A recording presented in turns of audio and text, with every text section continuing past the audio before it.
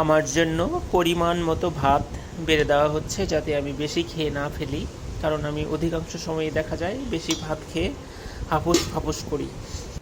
ভাতের সাথে প্রথমেই আজকে একটা স্পেশাল জিনিস খাবো, সেটা হচ্ছে এই পাট শাক, শুকনা পাট শাক। এটা রোদে শুকানো হয়েছে প্রথমে, এখন এটাকে রসুন দিয়ে এবং মরিচ দিয়ে ভাজি করা হয়েছে।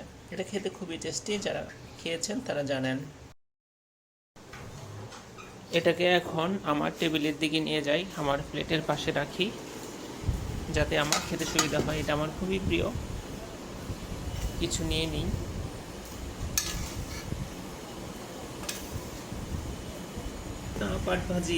পাট শাক ভাজির সবচেয়ে বড় উপাদান যেটা হচ্ছে সেটা হচ্ছে রসুন।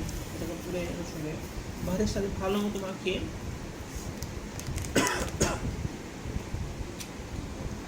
জলদুটো করে